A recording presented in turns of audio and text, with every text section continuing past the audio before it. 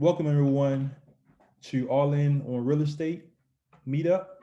My name is Aaron Goins.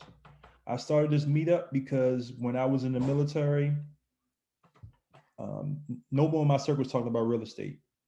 A lot of times they talked about uh, TSP, saving money, debt, and things like that. And a lot of times people was doing stocks and bonds, but no one talked about real estate. And a lot of times when you see people in the military, when they deploy, you see a lot more dog charges and pickup trucks on the road instead of appreciating value items. So things like real estate. So I started to meet up um, to help solve that problem and to help investors all around, help them generate, generate generational wealth for not only themselves but for the families. So I welcome everybody on here. Thank you so much for coming. Um, and Lawrence has already recorded already. I'm very, very excited for my guest speaker because she has a wealth of knowledge. So before I get to that, if anybody is new, please introduce yourself. Please unmute and introduce yourself. Well, I'm Janelle York. I have been to some other meetups, but I believe this is my first time here. So I live in Minneapolis and I'm a new investor. I don't have any properties yet. I'm working towards my first property. So I'm glad to be here and to learn from you, Megan. I saw the topic for tonight and I said, okay, I haven't been to a couple meetups over the last week or so. Had some other stuff, some other pressing things going on, but I wanted to come to this one because I saw the topic and I was very interested to hear what you had to say. So I'm glad to be here and I see some familiar faces. So I'm glad to see everyone. Thank you. You know, I can go next. I'm Rachel Jones. My first time here. I made it, Aaron. I got the right time this time. Yes. I'm out of North Carolina, just outside of Charlotte. I've got 14 doors on my own now. One's a 6-unit commercial, and at the end of last year, kind of decided I wanted to keep expanding on that. And best way to do that is to team up. So I've been networking, figuring out who works well, just getting to know people, making some new friends, and yeah, that's kind of where I'm at. You brought something up too um, that I got to mention too is that we are a proud sponsor affiliate of the GOB network, and one of my main things is we're here to network with each other and collaborate. Instead of having that competitive mindset, we want to have a collaboration mindset where we helping each other knock out deals. Um, and I'm very, um, very determined to work with others to knock out deals instead of trying to be a competitive and trying to compete against everybody. So, and I hope others will follow that lead and not try to compete, but try to help add value to each other and knock out deals. So, just a food for thought. Anybody else who is new? One more person I know who is new. Yes, my name is Dione. I'm here in Wichita, Kansas. I started real estate about I would say 3 years ago. So I did have a couple of properties, but I sold them. So and I've been mostly investing lately in the real estate in the stock market. So nonetheless, I really want to revert back to my first love. I call real estate my first love. So and that's why I'm here, just to get back on it. See if I can network with some people and then learn more. I'm pretty sure so much has changed in the last couple of years since I haven't really been paying much attention to the real estate world. So happy to be here. Thanks for having me. Thank you, sir, for coming. Thank you, sir. Thank you, Gregory, for inviting them too as well. Um, okay, so I think we have everybody else who is a regular on here. So let me let me introduce our guest speaker. Our guest speaker really helped me out with my career. She last year around this time frame, I was trying to look for my first property. I wanted to use my VA loan, and one thing I wanted to do was find me a multifamily property, and so I reached out to Megan, and she helped me with the numbers, crunching the numbers to find a good piece of property. And I'm happy. I'm house hacking right now here in with my duplex. So, but Megan, I will let you take the floor real quick. Let me mute myself, and I will let you just introduce yourself real quick, please. Sure, thank you. Yeah, it's good to connect after that. I think Aaron and I met through the Veterans REI virtual conference last year. I want to say it was April or May of last year. And I just presented on single family, small multifamily investing. I've only been in this a handful of years, but it's been such a passion of mine since I got started. And it enabled me to leave my full-time job, go in more entrepreneurial route, spend more time with my young kids.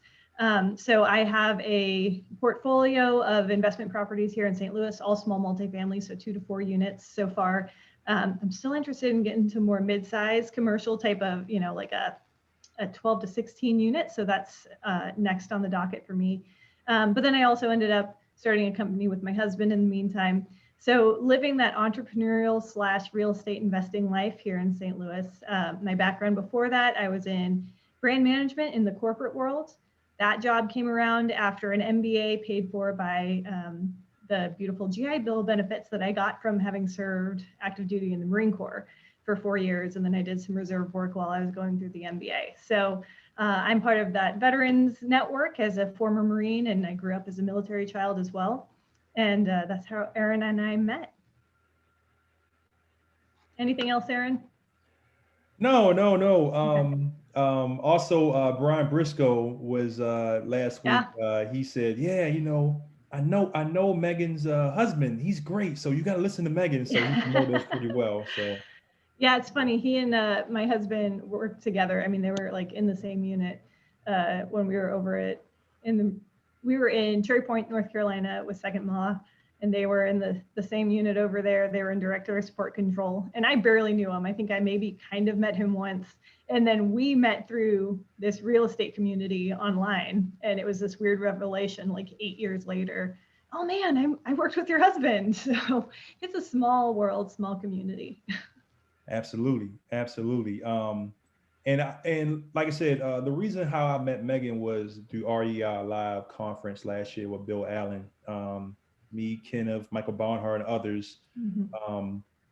Or was VIP, and we had opportunity to basically interview Megan for an hour, and she just dropped a lot of jewels to us. And like I said, I reached out to her, and the rest is history.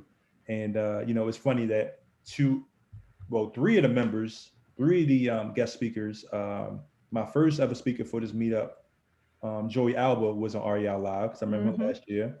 Yourself, and then also Michael and Susie are my guest speakers. And they got an 88 unit property in Tulsa, Oklahoma. Yeah, so I heard that they were under contract. I haven't talked with them since did they close that? Yes. That's awesome. Yeah. So Very cool. they're I mean, just the scene from how they went the leaps and bounds from the time that they asked you questions to now, like they still didn't know what they want to do when they ask you questions. Yeah, now I need to go ask them questions when I want to get into bigger properties. Yeah, absolutely. So let's get started.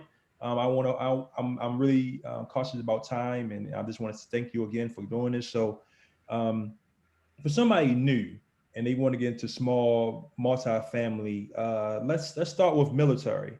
What would be the first things that they should do to get into small multifamily?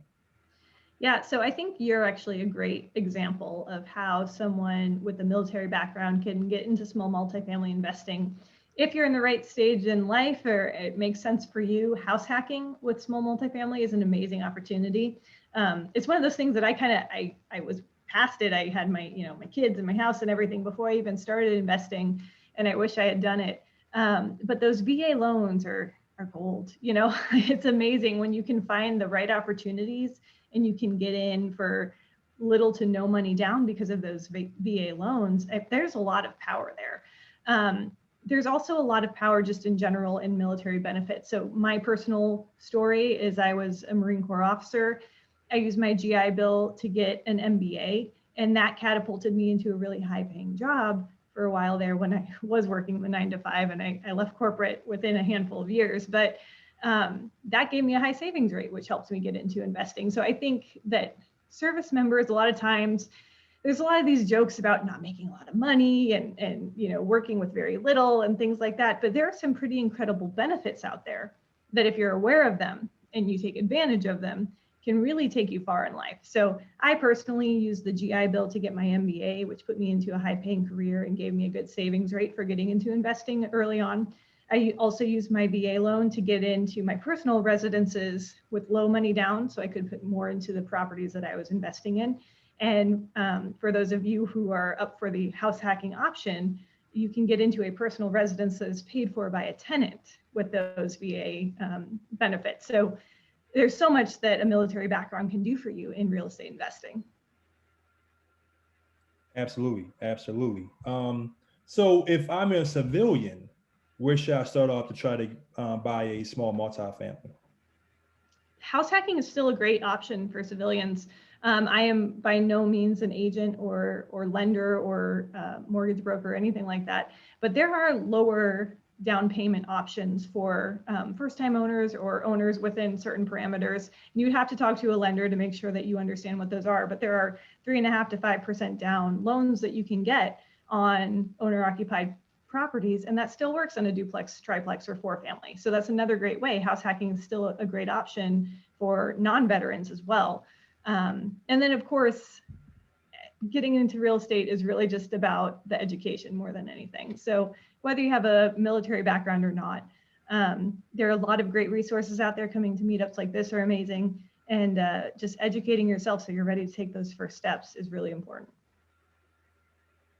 Right. So I think, I think most people know about, getting deals and things like that. But and one thing that you helped me out was analyze the deals. So what are some pointers that you think for analyzing small multifamily units? Yeah, so first of all, can I just kind of take a tally or kind of get a feel for the room? How many folks have already invested in real estate at all? Just kind of raise a hand. I think I can see most of you on the screen. Okay. How many have done more than 2 deals? So at least like a quarter, a third of you. Okay. So you've probably learned a lot of this already, but especially for the newbies in the room, my first rental property was actually the house my husband and I bought when we got out of the Marine Corps. And we moved into our second house and decided to keep the first as a rental. And our math on it was literally, what's the rent and what's our mortgage? Hey, seems cash flow positive, right? There's obviously a lot more that goes into running the numbers on a rental property. And we found that out pretty quickly. Fortunately, it's still cash flow positive, but it was like $70 a month, which for those of you who have invested in real estate, you're probably targeting a little bit more than that, especially on something that was more like a $200,000 home. So understanding all the different expenses involved is really important. One of the big ones that I harp on is vacancy, because I feel like, first of all, people sometimes forget to think about vacancy. Anytime you're turning over, there's going to be some sort of period of vacancy. And other times I feel like people are just far too optimistic about vacancy, or they let a property management company handle it. And the property management company maybe isn't as quick and proactive about the turnover as you would be yourself. I have nothing against property management companies, and I think that it's very smart to outsource things so that you're not, spending too much of your time on the little details. But I ended up taking on property management myself and then hiring people to do it my way. So I hired a leasing agent who does turnovers my way so that it happens quickly. So when it comes to running numbers, you got to make sure you're taking all of the utilities and the lawn care and the repairs and maintenance and that CapEx, of course, into account. And vacancy is the one that I always think is super, super important. Make sure you're not underestimating vacancy, and make sure you have a good plan in place for efficient turnovers, because I think that's where you can see cash flow just die. Absolutely, absolutely. So how do you feel about buying and holding small multifamily? So, I mean, everyone's got their different ways of making money in real estate, and there are a lot of ways, because there's flipping, there's wholesaling, there's buy and hold, and I've done a little bit of everything. But my main bread and butter is buy and hold, because there are just so many factors that go into making buy and hold a really good deal for you. So if you haven't heard of it, and this is kind of what I presented at that Veterans REI conference last year. I think it was, do you remember the name of the Sirios brothers and their father, who came up with this acronym for the different ways that buy and hold real estate benefits someone? The acronym is IDEAL, IDEAL. Yep. Okay, so if you haven't heard of this, you may have already heard of it. I want to say they're the ones who first kind of got it out there, the Sirios brothers, and SYRIOS. The first one's income, which is your monthly cash flow, right? That's what we mostly think of when we talk about buy and hold investing. And a lot of times when I'm running numbers, that's all I really pay attention to. What's my cash on cash return? How much money am I making every month at the end of 1 year? What does that all add up to? And when I divide it by the cash in, what's that cash on cash return? And I'm looking for, double-digit cash on cash return. That feels pretty solid to me. That's a nice single or double. I'm good with it. But there are other things that come into play behind the scenes that build wealth for you when you're not even really paying attention. So depreciation, of course, is helpful. When it comes to taxes, I send all that to my CPA. They handle it. But depreciation is great. It saves you in terms of your tax bill. There's also equity pay down by the tenants, which that's one of the really sneaky wealth builders. So every month, even if I'm only making $200, $300 per unit on my rentals in cash flow, my tenants are paying down $50 or $100 or $150, $200 per month on my mortgages. That means that's $200 to my net worth per month, per building, or per unit, however you break it down. That's a huge wealth builder over time, especially as you grow. There's also appreciation, of course. This is one that I don't even spend that much time thinking about, because I don't have a crystal ball. I don't spend a ton of time studying the multifaceted dynamics of economics, but appreciation happens over the long run, especially in stable and in solid markets that are growing in different ways. So that's just like icing on the cake. And then you've got the fact that there's leverage. So instead of having to put $200,000 down on a duplex, I can put $50,000 down and be making a lot more cash on cash return for my money than just having to pay all cash on a property. So that IDEAL is that acronym, I think, is something that makes me very excited about buy and hold over any other type of real estate investing or business or whatever you want to call it. Income, depreciation, equity pay down, appreciation, and leverage. Wow, drop some jewels, drop some gems right there. And another acronym, BRRR. How good are you with BRRR? Oh, I'm really bad at BRRR, actually, if we're being real honest here. No, I love BRRR.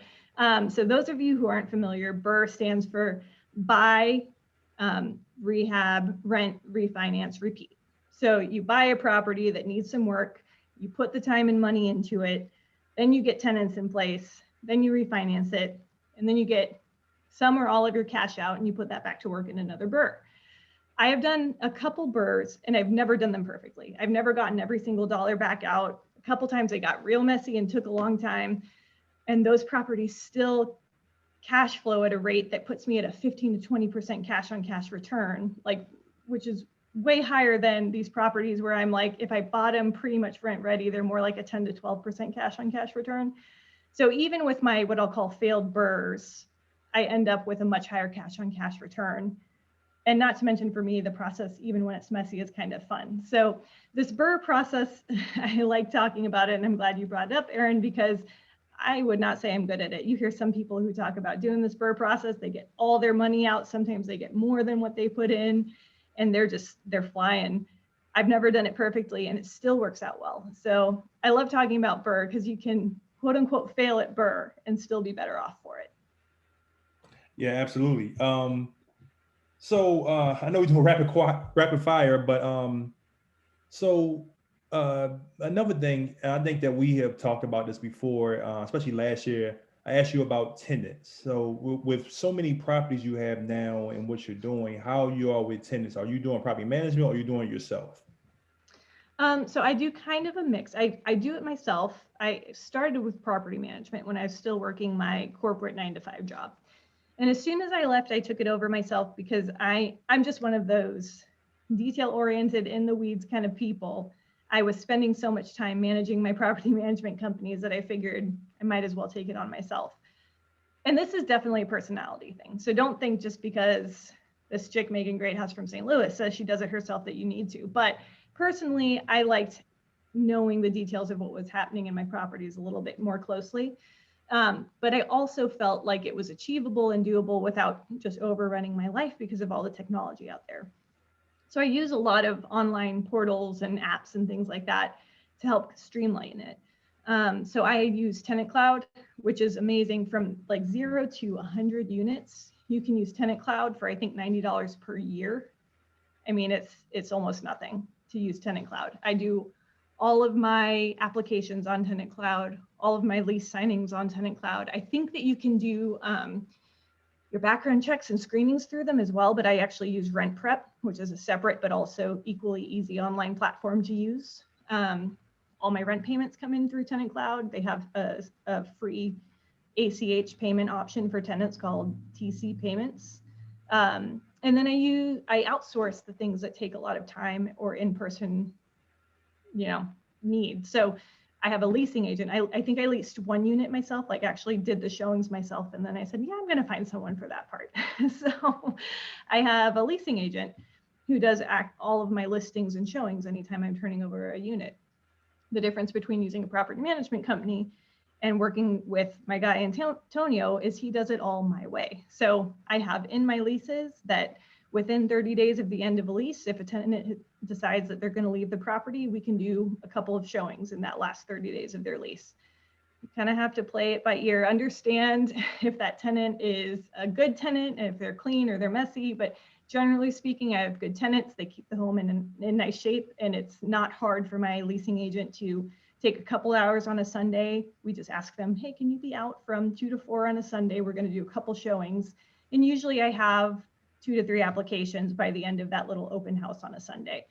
So my leasing agent helps me keep my vacancy really, really low because he does those showings before my other tenant even leaves. I have 2 to 3 weeks before they leave to run some people through Rent Prep and make sure their background and credit check is done. And I check with a couple landlord references. And a lot of times I have a new tenant lined up and ready to move in within a couple of days of the previous tenant leaving. So I think it's all about, if you're going to self-manage, it's having the right online tools, having some good processes and systems in place, and more than anything, good people. I was on the Bigger Pockets podcast a while ago, and I kind of summed this whole process up in the prop strategy. So I talked about how you want to have the right people in place. You want to do good renovations that make your property fairly kind of resistant to issues that might come up, online systems, and good processes. So I'm gonna ask one more, and I have another big question to ask. So what about? So I mean, we all hear this before, but what about the tenant who has a toilet issue or something like that? Do you get the phone calls, or is it goes to your system, or do you have it goes to your maintenance guy or something like that for those? So first of all, I encourage our tenants, they never fully, it varies based on tenant, but I encourage our tenants to send everything through our Tenant Cloud system. So the maintenance, there's an option for them to put in maintenance and repair requests online. And that is fairly easy. It'll send a notification to my email when one of those comes through. And I just don't check it outside of normal working hours, So if they send it to me on a Sunday afternoon, then I'll see it first thing Monday morning, and I'll respond kind of as quickly as possible. I do let them know at the beginning of a lease that if there's any emergency, and generally I define that as extreme amounts of water or fire of any amount, pretty much, there are certain things that are emergencies and you should reach out to me at the number I provide. But I set up a Google Voice number, so it's very easy for me to tell that it's a tenant versus anyone else calling my cell phone or texting my cell phone. Fortunately, knock on wood, I have not had any really real emergency issues. The closest I've had is, you know, I'm in St. Louis. There's a decent amount of, nothing extreme compared to like far north, but we can get some pretty cold snaps or some very warm times during the summer. And if a HVAC system goes out during one of those, then I try to be really quick about responding to that, of course. But yeah, I haven't had a lot of it. Generally speaking, if you've got the systems in place and you have a way for them to set those maintenance and repair requests online, then they understand that that's not something where they're, you know, picking up a phone and someone's answering right away. I just actually brought my leasing agent on as a 1099 contractor who's going to help me about 20 hours per month with additional items. So he'll be taking on a little bit more of the phone calls and the back and forth on email as well. My husband and I have started a company that's tangentially related to real estate, but not directly. So we've got a lot going on with that new endeavor as well. And my leasing agent is going to help me with a lot of the little things with real estate. Right. Okay. Okay. So do you have a maintenance man on call if need be for any maintenance issues? So I don't have one who works in-house for me, but I have two different gentlemen who I can call anytime something's going on. I've just built relationships with them over time.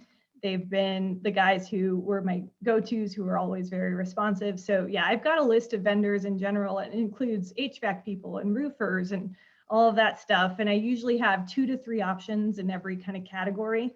And I've got 2 go-to handymen. Oh, cool. Good. Okay, so I already know the answer for this one, but I'm gonna ask anyway because we're gonna have new people. Do you have any of your property under your name? No, it's all technical. Well, so let me caveat that. Usually, often when I buy it, since I'm in the small multifamily space so far, I'll buy it under my personal name, or mine and my husband's name. The rates, generally speaking, with conventional lending are a lot nicer and the terms are a lot nicer. And then I use a lawyer who helps me quit claim it to my LLC. And I also actually reached out to my lender and just straight up asked them, is there going to be an issue if I quit claim this to my LLC?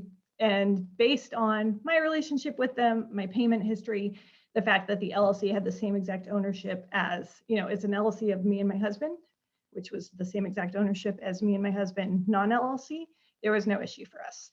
So I hold my property in an LLC, but I often will buy it in my personal name if it's a long-term hold and then quit claim it. When I buy flips or wholesales, I'll buy it under the LLC because I'm often using private money and I don't care about the conventional lending options anyway. So do you have an umbrella LLC for the overhead one in like another state or?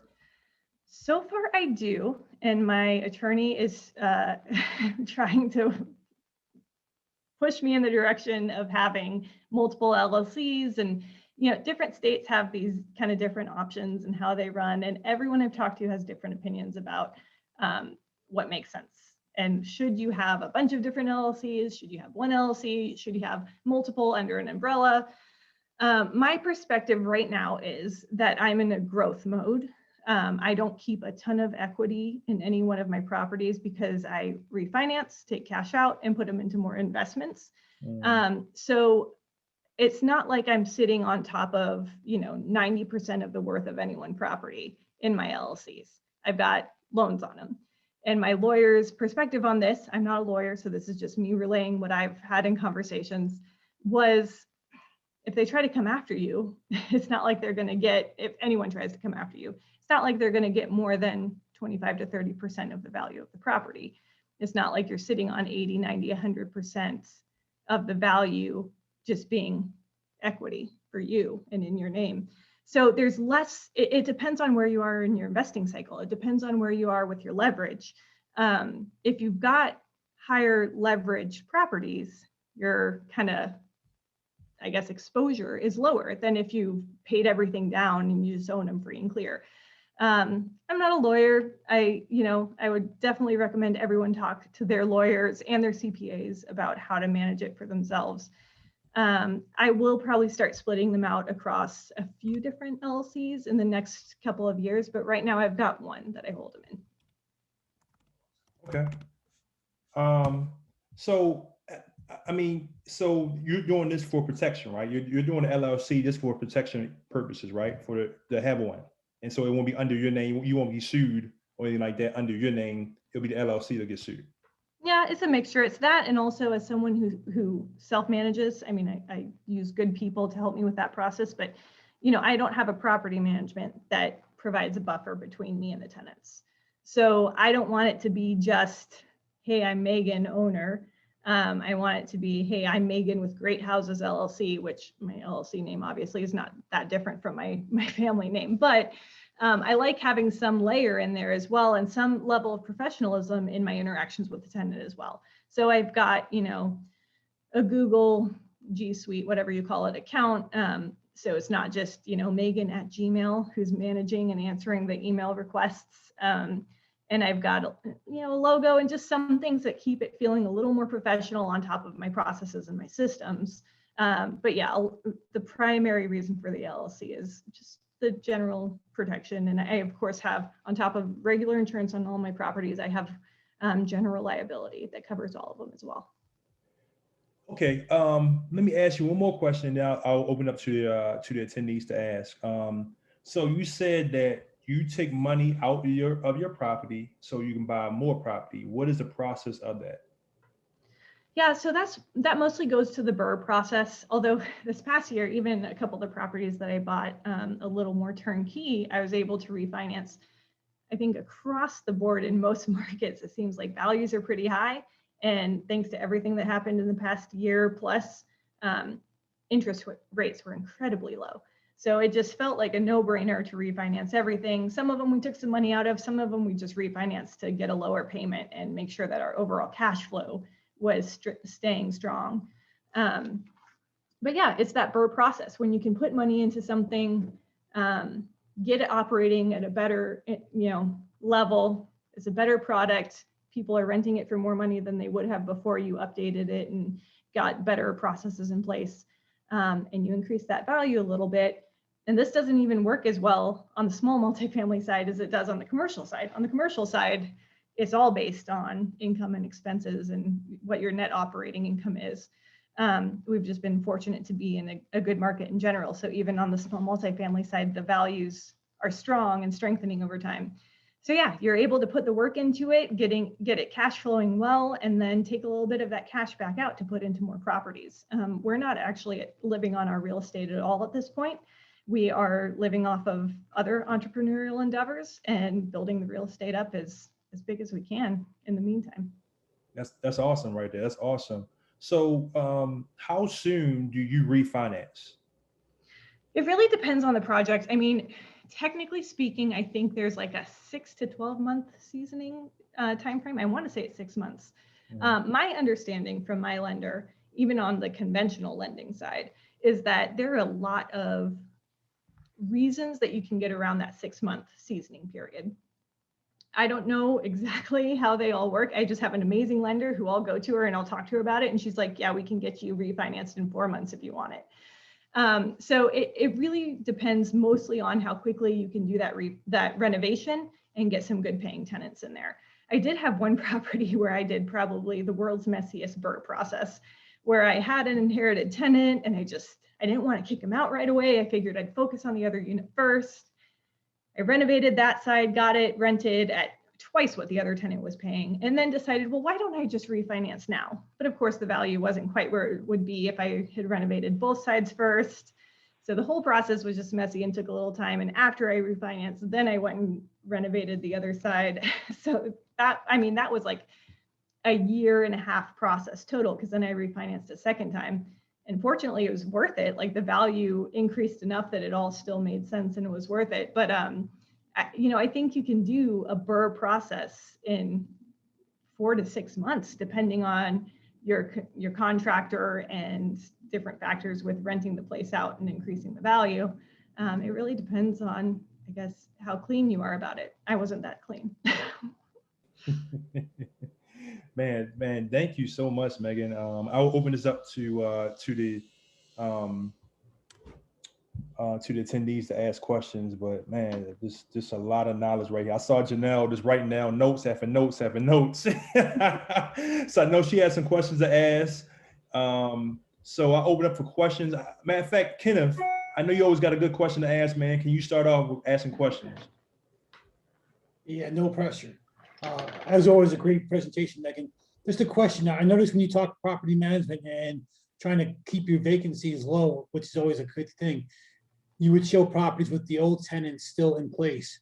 Aren't you worried like the apartment's not showing as the best because they might be packing up, might be, you know, messy or not as clean as, or you're not putting it as good first impression to your future tenants as you would if it's cleaned, or if it's vacant, you have a chance to clean, say, hey, this is the status, I want you, basically, I want when it's, when you leave.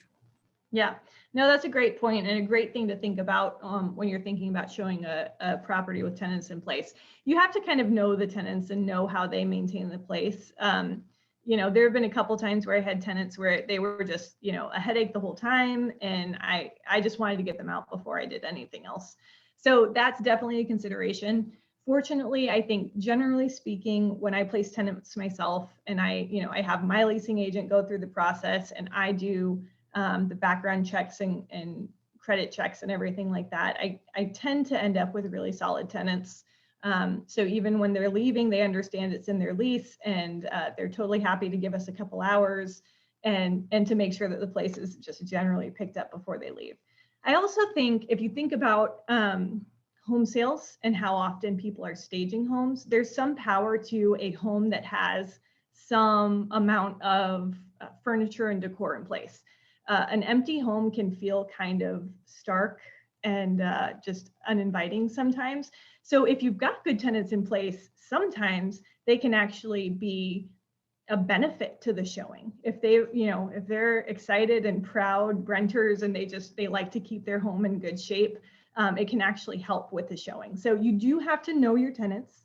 And I also have, on top of myself knowing my tenants, my leasing agent will go through there and take a look, and he'll take pictures and he'll help me understand, like, is this in a good place to show or not?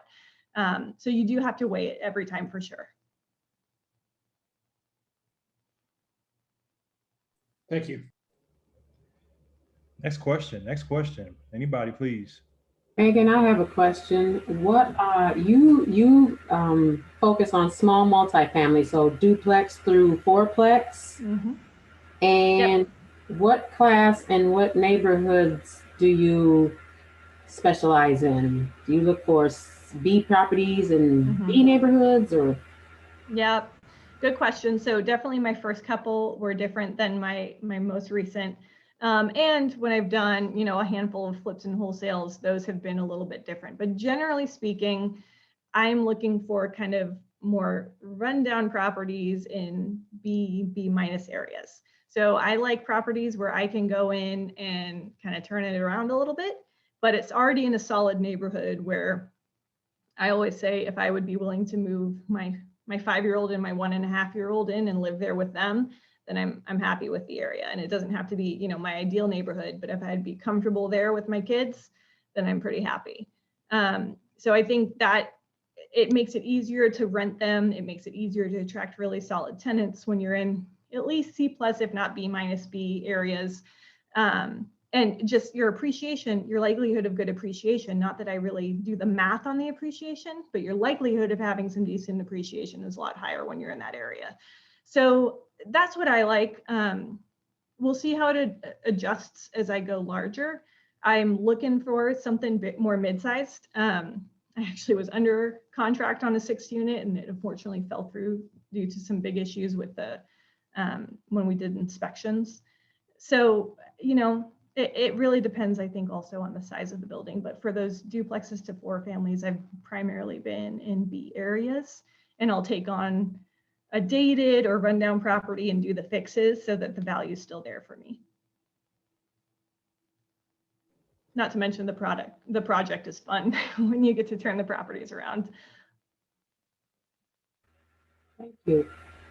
I know we got some more, but Lawrence wanted to ask, he can't talk right now. What was the different like the tenant cloud and things like that? Can you just repeat what you were saying as far as the management tools that you use? Yep. So my main one is Tenant Cloud. That's a great online kind of tenant portal, tenant landlord portal. It's pretty inexpensive. I think you can go up to 50, maybe all the way up to 100 units for only $90 per year. And that includes 3 team members. So my leasing agent, who is now doing some of the management for me, like in-house in my way, is on that as well or in part of that $90 per year package. I do also use Google Voice, which just gives me another way on my phone to separate out what might be coming in from a tenant versus a personal call or something for my other business. I use G Suite for my email account. So it's at greathouses-stl.com, but I like having that more professional appearance rather than being, Great Houses LLC at Gmail. I'm Megan at Great Houses. And so now we have a management at Great Houses that my leasing agent will run for me. Rentprep.com is what I use for all of my background and credit checks. And you can kind of set up a free, sign in or log in with them. And then I charge the applicant for the background and credit check. It's only $35, generally $35 to $40 for a background and credit check per individual. And you just set it up when you send it to their email address. You set it as a applicant paid check. It all goes straight to them. They put in their credit card information with Rentprep. They put in their social security number and all that stuff with Rentprep. So I don't see their full social or any of that stuff that might make some people a little jittery to be giving out. And that's a really easy process too. I think I get those turned around like within a couple hours of them putting their information in. And those are kind of the key ones. A couple other things are like Boomerang and things that you can do to kind of auto send emails at a certain time to tenants. Those are helpful, but those are generally kind of within Google, like Gmail or G Suite email. Thank you. Thank you. Yeah.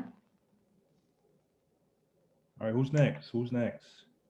I have 2 questions about what do you think about pets and like the fees if you do allow pets, and the other one about like leases.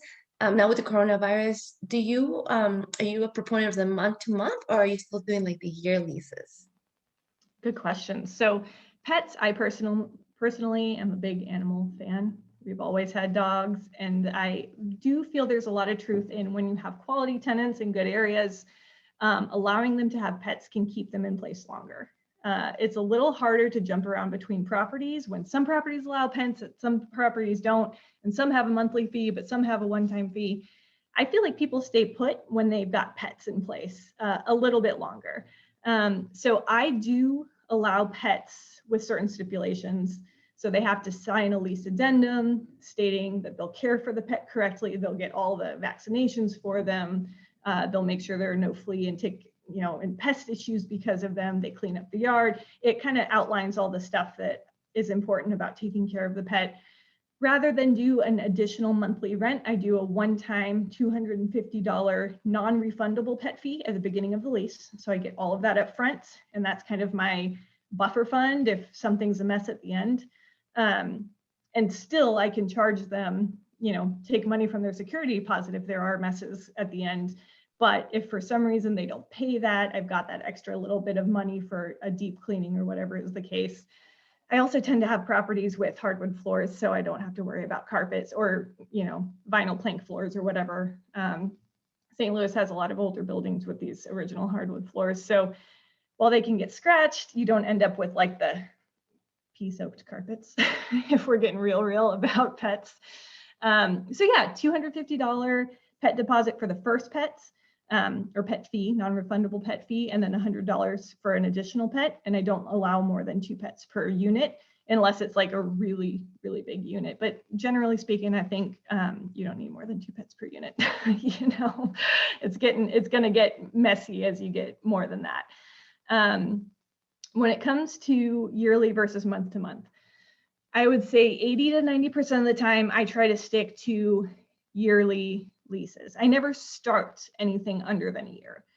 I have had situations, especially during COVID, where a tenant who was a good tenant, always paid on time, never caused issues.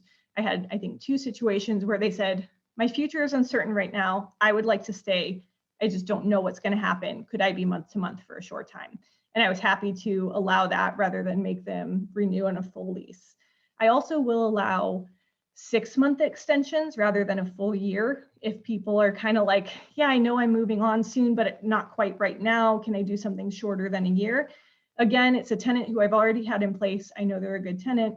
And also usually when I send them their lease renewal options, I have a slightly higher rate for doing less than a year extension. So it's kind of that like good, better, best example that you've probably heard of in marketing or from Bigger Pockets or whatever, where when it's the first year renewal, oftentimes I won't raise their rent. I feel like it's just kind of a gesture of goodwill. I'm not going to nickel and dime you and raise your rent the first opportunity I get.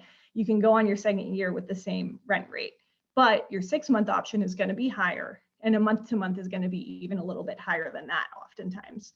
And then by this time they renew a second time, then I'll finally bump the rent up even for a full year lease. Thank you so much. Oh my God, that's a great points. Thank you. Sure. I do have a question, and I should have asked this one at the start. Especially I know we got a new person here might have that question for that, but why, Megan, did you do small multifamily? What appealed to you so much about it? So I think I probably, like a lot of folks, I just I read Rich Dad Poor Dad at some point, early on in the military. So here's the real background if we really want to dig in.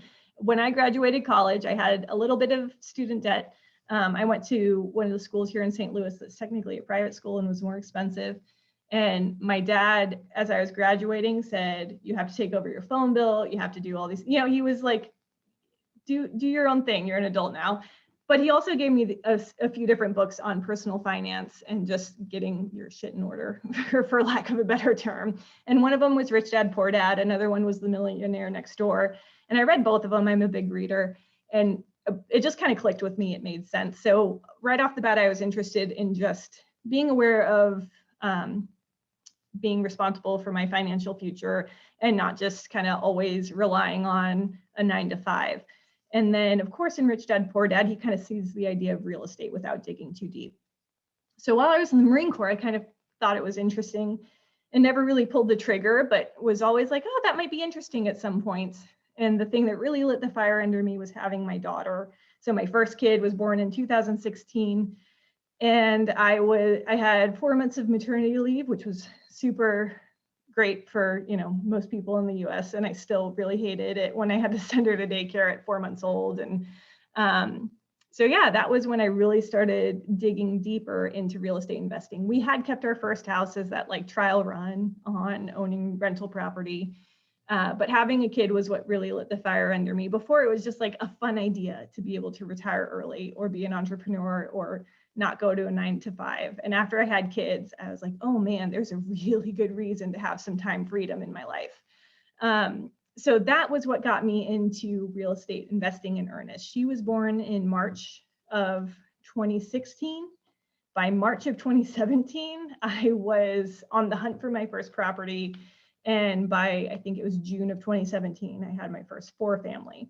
And it kind of has just continued to build from there. And it's this constant evolution too, so it's about the time freedom, but now it's also about the excitement of building things beyond just a 9-to-5 career. So now my husband and I have a sign company of all things that we started together because the real estate's always been my baby. He hasn't actually been involved in it, but we decided we wanted to do something entrepreneurial together. And so now we also have a sign company, which I'm sitting in my office here. We just got in here less than 2 months ago. That's the very blank walls. But yeah, so, it's a mixture of that, my kids and the time freedom, and also now the excitement of entrepreneurship in general. Okay, yeah, awesome. Anybody have any more questions for her? Did you say sign company, like Sign. fast sign or something like that? Yeah, so it's not Fast Signs or any of the franchises. But it's funny because it came about because I was looking at franchises. I was like, I don't know, maybe I want a coffee shop, or maybe I want a gym, or who knows. I was just excited about, anything that wasn't a 9 to 5 at that point. And I pulled my husband into the search because I've already got the real estate that I really enjoy doing. And he was still working his 9 to 5. And so I had him do some research, and he came up with this idea through talking with a consultant that was really surprising to me. I never would have thought of it, but the more we looked into it, the more it felt like a fit. Obviously, signage is very closely connected and tied to real estate. So several of our early clients have been commercial property management companies. I'm also getting kind of in with commercial brokers in a way that I hadn't before. That's exciting for not only getting business for the sign company, but hopefully also getting great leads for real estate down the road. And then I come from a marketing and brand management background. So it's kind of fun for me to still be able to use like my marketing hat to help companies with their branding through like the physical branding needs at their locations. That's pretty neat. I was going to go back. You mentioned having the tenant cloud portal. How did you get that set up for like workflows and having the tenants actually go onto it? Is it a website that then feeds into you? Okay. Yeah, it is. So if you go to tenantcloud.com, it's actually fairly, so I won't say it's perfect, but I looked at a few. I don't know that any of them are perfect. And I think that as long as you use their help center to get you through the times when you get stuck, they are very responsive. And so it works really well for my needs so far. So yeah, when I do applications, they go out through Tenant Cloud. So the person that the applicant actually has to set up a very basic kind of profile with Tenant Cloud to finish their application. And then once their application is approved, then it kind of pushes them through the stage to finish their profile and get their online payments set up through there. And it's interesting, some tenants are like, they're just on top of it. They kind of figure it all out on their own. And other tenants, might send me an email or want to hop on the phone for 5 minutes to answer a couple of questions, but they have a lot of great articles. So I also I'll look up the articles ahead of time, and I kind of set up like, hey, here's the link to find out how to set up your profile. And here's the link to find out how to set up your online payments. So it just depends on how tech savvy the tenant is, but generally speaking, it doesn't take long even for the folks who have a couple hiccups, and yeah, you do it all online. That's awesome. Do you require them to pay you online?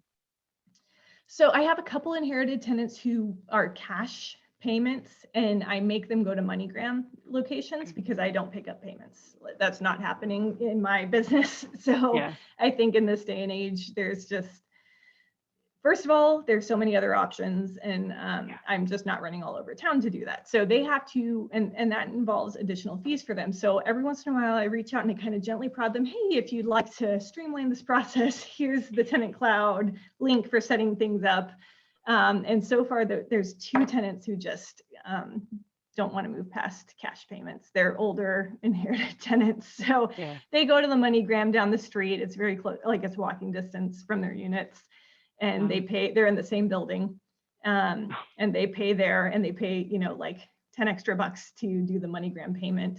And then I just pick it up at the grocery store near my house when I go there. But that's one thing where I don't, I wouldn't say that I would never take a tenant who won't pay online, but I don't really present the option up front. Like they would have to actively ask me, how else can I pay rent? For that to be an option for them, if that makes sense. It does, yeah. I have a couple of those that still pay with like a money order, and it drives me nuts because even though I don't go to the place, like I just go to the post office to get it. It's still I have to. You can't do it as a digital. You can't take a picture of it like you can a check and send it. You have to physically take it to the bank, and it drives me. But it's the same way, right? They're like 80 years old, and convincing them to go online is just about impossible, but they pay their rent on time every month and they take care of the house. So it's like, how do I convince them that this is good to do? Yeah. Well, and the reality of the situation, Rachel, is that we're being nice. We're too nice to do otherwise. And I'm not at a point where my business is just so big and faceless that I've I forced my way through those issues. I still, you know, and it sounds like you too, we both still take on a couple of those things because frankly, we just don't want to kick out long-term tenants who otherwise are really good people. Yeah, I've got one that's been in the same property for 20 years, the Oh, same wow. unit. Yeah. And he's like, he was inherited. And I was like, well, I can't do anything with you. You've lived here. This is your home. Right. So Yeah. I just can't personally, but you're right. It's the same, like it was a big business and I had no idea about his backstory and just looked at the numbers. It would be a totally different decision than Yeah. the emotional Well, and connection to your it. minions would have kicked him out long ago, right? Because Yeah, it was just part of they'd the, followed the processes and it would have system. happened, right? Like it's, yeah. anyway. Cool. Some of the joys of being, you know, on the smaller side of business ownership. Yeah. But I don't know. At this point, I'm good with it. Yeah, it's kind of fun that way. I get to know him a bit. Yeah. Another question I had: do you have any key interview questions for picking a lawyer? Because that's one of the things I've kind of struggled with, and it's difficult because you pay them by the hour, and then if you don't like them after you pay them a couple $100, and it's kind of annoying. Yeah, it's one of those difficult things. I mean, I feel like there are probably some good guides and recommendations online. So this is a funny story. If you ever meet my lawyer, don't tell him I told you this. I have to ask him to send me invoices. Like, Really? I think he is a great perfect person. lawyer. I've had like he also sometimes is slow to respond because he's just one of those like very, very busy guys. And I think probably like you and I with our inherited tenants, Rachel, sometimes he's just like, yeah, whatever, you know, I'm a nice guy. He's small enough that they just kind of. I don't know. We've got a really good working relationship. He actually is one of the sponsors of my real estate meetup here in St. Louis. He connected me with the private money lender that I use when I do wholesales and flips. Like, you know, we've got a really solid relationship outside of the lawyer investor relationship. And so that kind of just happened over time. I think I reached out and interviewed like 2 or 3 different lawyers. He happened to be the closest to my home. So I liked the convenience of that. And B, it was just a really good conversation. Like I couldn't even tell you if I remember the specifics of our conversation. And then our relationship has flourished beyond that in multiple ways to the point where we may at some point invest in a property together with him being a silent money partner and me kind of doing the work. So he's a great guy, and I sometimes have to reach out and remind him, like, send me the invoice for that, you know, document that you drafted for me. So I feel like I don't have a great response to that, but I think just like anything else, it's relationships, and sometimes it's trial and error. Like you didn't, you know, for those of us who are married here, you didn't marry the first person you dated. Most likely, every once in a while, people do, but a lot of times you date a couple people before you actually get married, and you network with a few lawyers before you actually find one that's the fit. Okay, thanks. Hey, That's Rachel, just a follow up. My tenant's been here for 22 years. I'm sorry? I got my tenant. Remember I talked last year? My tenant's been here for 22 years. Seriously, 22. 22. Look at that. Yeah. Good tenant so far? Yeah, she's a good tenant. She pays on time. Good. She pays on time. So. There's So I no- have a quick question. As far as accounting, do you use an accountant like to send invoices, or do you use QuickBooks as a small business owner? How do you keep track of all your doors and stuff like that? So Tenant Cloud will send the invoices for rent. So that's automatic when you set a lease up within Tenant Cloud. I have my lease form loaded in there. And Tenant Cloud, it's going to be hard for me to explain because I'm not a technical person, but Tenant Cloud has fields you can input. So I had my lease drafted, I put it into the Tenant Cloud template, and then I put the spots where like put the tenant's name here, put my company's name here, put the rent amount here. So it auto drafts the lease based on the selections I make when I'm setting up that tenant with the property and the lease terms that they're going to have. And then it sets up automatically the monthly invoicing for the year to come. So I don't ever send out invoices per month. The only issues that come up is if for some reason something changes kind of midstream. So I have one Section 8 tenant. They changed her Section 8 amount, like the amount she pays versus what Section 8 pays halfway through her lease. And that took a little more effort to like switch up the percentages that go to Section 8 versus her in Tenant Cloud. But beyond that, all the invoicing is kind of automatic based on what I set up at the beginning of their lease. And then at the end of their lease, it's either, renewing or rent increase or whatever. It's kind of like a one-time setup again for the next year. So all the invoicing happens automatically through Tenant Cloud, and they pay through Tenant Cloud, and it goes directly to my bank account. I do have QuickBooks. I want to say it's Plus. It's like the one step up from the very basic QuickBooks accounting, where I do my own just basic inputs and or categorizing, I guess. My bank account and my business credit card, which I use for the flight points because I love travel, are connected with it. So all that stuff auto goes into my QuickBooks once a month. Probably in this weekend or early next week, I'll go through and I'll just quickly say, this was for Louisville, that was for Lawn Avenue, that was for whatever property. I'll categorize the different the rent incomes and the expenses, and then I reconcile based on my bank statements, and it takes me probably an hour or so per month. And then I have a CPA who does my taxes. That's good. Thank you. Yep. I got one more question, Aaron. Go ahead.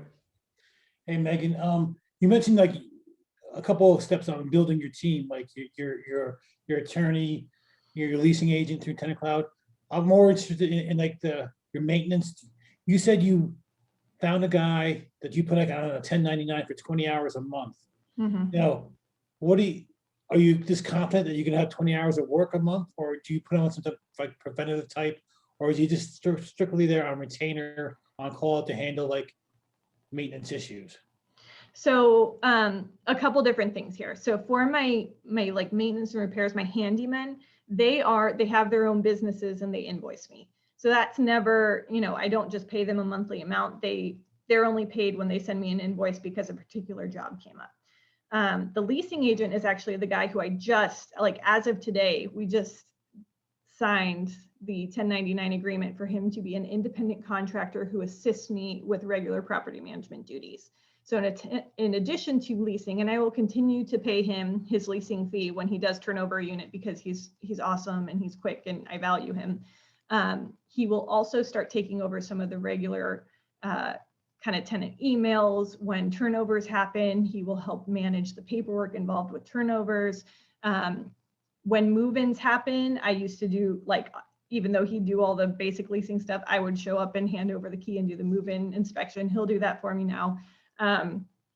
So with him, what we decided on, because I have a prior working relationship with him, we've been working together for 2+ years and I very much trust him. We're doing a flat fee per month. I have written into the contract that this means about an average of 20 hours per month. And we both know that'll vary a little bit. I think if you're working with someone you don't know as well as I know this guy, then you do more of an hourly fee and you make them send an invoice each month showing exactly what they did and how much time they spent on it, and you pay them exactly by the hour. But because I have this relationship with this guy and it's just simpler for me, it's just a flat fee per month to help me with all this.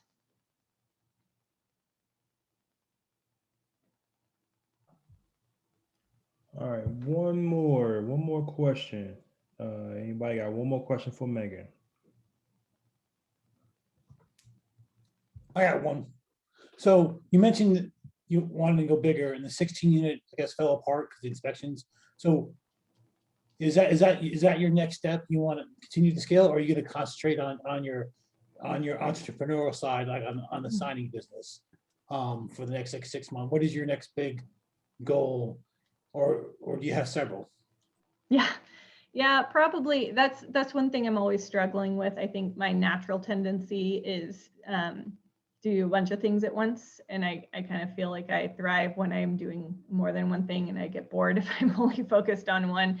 But we certainly have a bigger undertaking here with the sign company where we've got, a shop that we rented and we have a lease and we have full-time employees. And so to some extent, I need to focus on this. But I don't know. I can't stop looking at real estate. So I still intend to have a new property within the next 6 months. I would say the next 2 months are going to be more focused on the sign company. And then, all bets are off for the back half of the year in terms of how much real estate can I buy on top of that. Are you looking at doing your own property management company in addition to the real estate? Because it sounds like you're kind of setting yourself up to do that just based on the direction you're you're moving in? Yeah, that's a good question. There are a lot of things about property management that are off-putting, you know. You probably know that based on your experience. There's a lot of headaches involved. And I mean, if anything, what I'm doing right now with my own property management is just to keep it in-house, but with less headaches.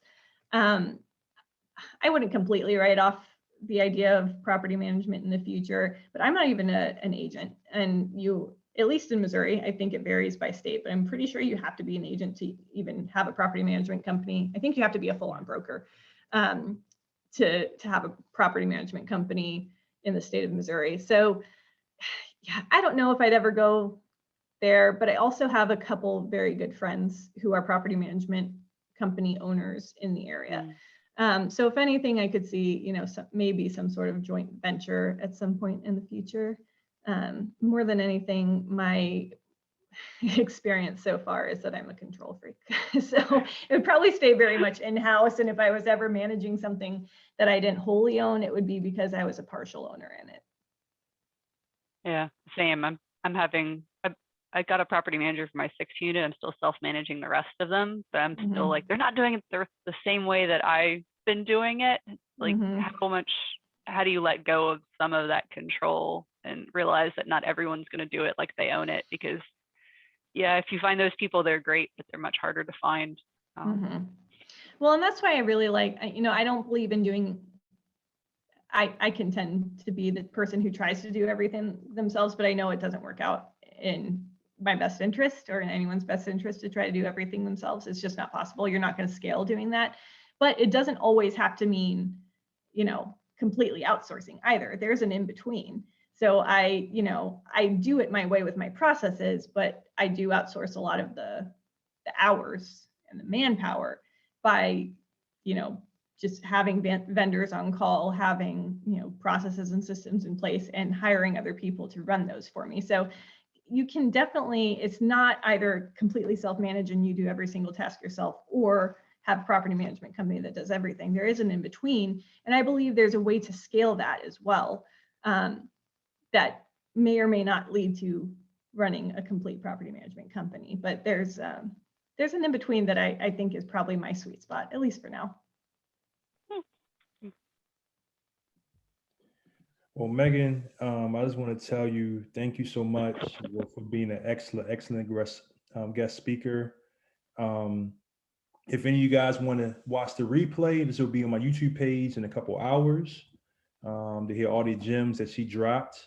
You know, Megan's Q&A was as great as her presentation last year. And I just want to say thank you so much. You are the start, basically Ladies Month for this meetup. 3 out of 5 speakers are women. So stay tuned. Next week will be a tax lien queen, Shantae Owens. So if you guys want to learn about tax liens and deeds, she is the woman to ask.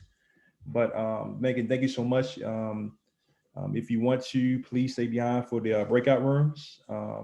But we're gonna go into roll call in a minute. This is where I just talk about different real estate agencies that you can join for newbies, military and civilian, and then we go into breakout rooms. So you're free, and just thank you so much for everything you dropped. I keep on getting all these people in the chat saying, man, this great presentation. So thank you so much, and I wish you well. You're always free to come back. I'm thinking that you probably gonna get a lot more requests to be on people's meetups because of this.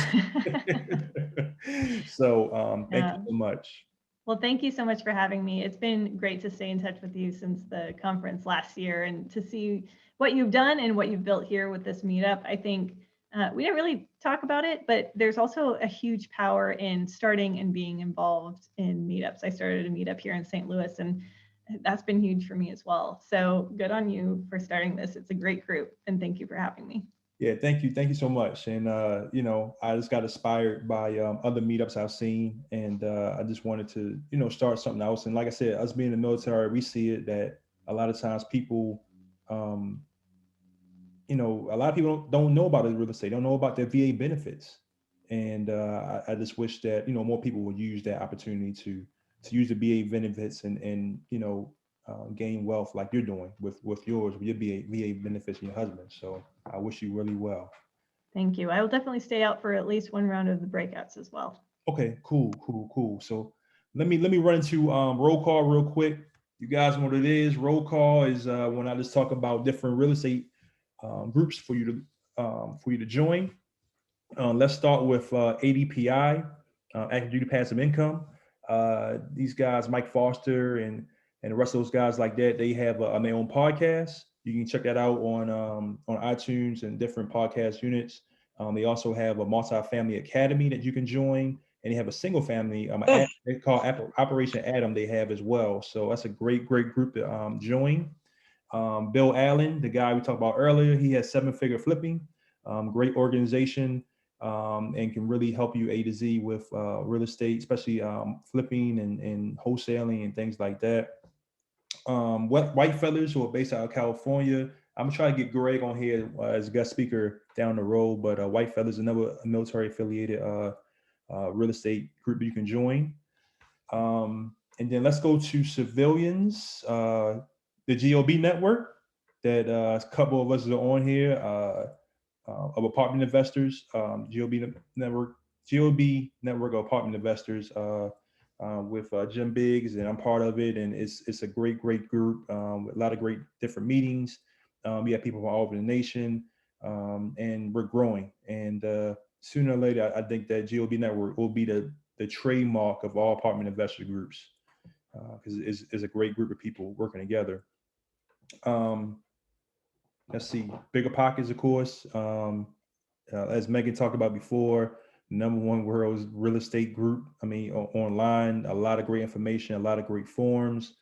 I met so many people on there. So great website with a lot of great information. And then also Ring that I'm part of. We have chapters in Washington State, LA, St. Louis, Fayetteville, North Carolina, Raleigh, North Carolina, New York City. So please, if you want more information about any of these groups, please, get with me or go to my website.